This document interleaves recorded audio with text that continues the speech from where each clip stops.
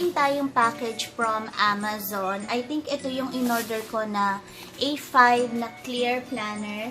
Umorder ako ng case lang to. I think wala siyang insert kasi gusto kong palitan yung binder ng budget planner ko. So, tingnan natin yung loob. Ayan siya. Ay! May insert! At least may insert siya kahit papaano. So, ito yung A5 insert. Gusto ko yan. Yung mga grid yung ano niya. Ang cute! Tapos, ito yung pinaka-planner niya. Nauuso tong planner na to. Para siyang holographic planner na transparent. PVC yung ano niya. Quality niya. Mura lang to sa Amazon. Ayan. So, isa-set up ko to and then gagawan ko din siya ng video. Pag na-set up ko na. So, ganyan siya. Diba? Super cute. So, yan. Mamaya, isa-set up ko siya and then, papakita ko sa inyo kung paano ako mag-set up ng planner. Siguro sa separate video na lang yon. Kasi, nagpunta din ako ng Staples. Itong isang bag na to. Ayan. Nagpunta ako ng Staples. Bumili ako ng mga office supplies para sa mga, gagawin ko pag-organize ng mga documents namin.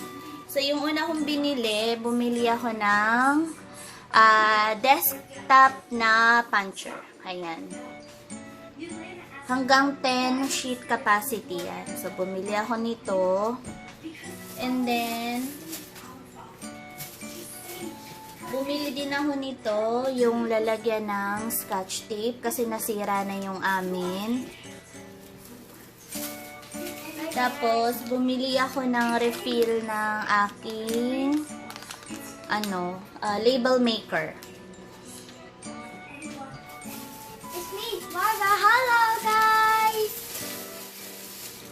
And then, bumili din ako ng sheet protector. 25 pieces siya.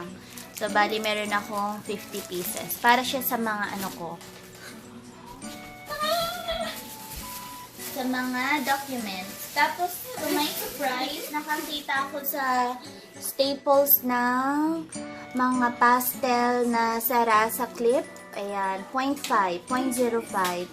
So, kumuha ako ng 2, 4, 6. Red, pink, black, green, mint, saka purple. Ang ganda ng sulat pala nito. So, yan. Bumili ako ng 6 na ganito.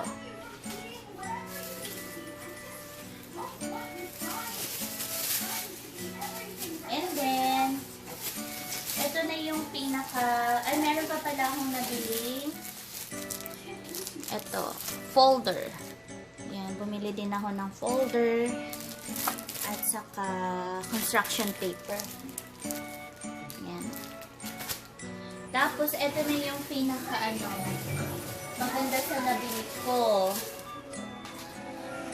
Nag-search ako sa internet kung anong binder ang very doable, saka yung lasting performance talaga. So, ito yung lumalabas palagi kahit sa mga YouTuber na nag-organize ng papel nila. Ayan. Yung Staples na Better Binder. Yung kinuha ko yung 1 inch. Iba-iba to ng kapal ng size dito sa side.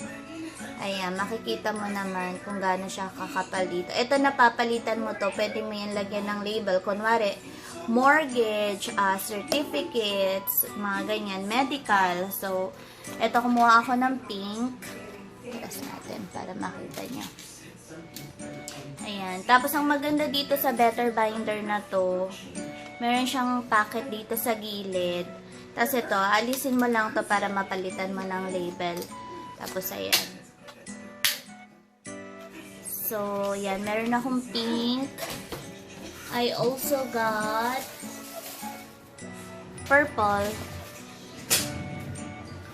Ayan. Medyo pricey siya, guys. This is $10 a piece. So, kung i-convert mo yan sa peso, medyo mahal talaga siya. Pero, lumabas naman sa mga reviews na pang matagalan talaga tong binder na to. Kasi bumibili ako ng mga binder na tig $2 lang sa dollar store. Tapos, napupunit ka agad yun dito nila. Ayan, napupunit ka agad. So, nakailang bili na ako. Kung bumili ako nito noon pa, parang feeling ko mas makakasave ako.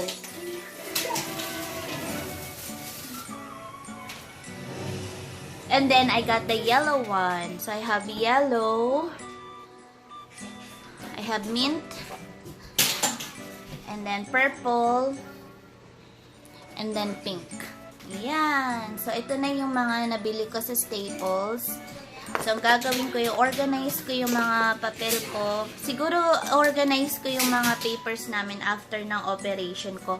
And then, yung planner ko, baka i-set up ko siya mamayang gabi. And then, I'll show you guys. Thank you for watching sa aking short na haul. Sana nag-enjoy kayo. Till next time, have a good day. God bless you all. Bye, guys!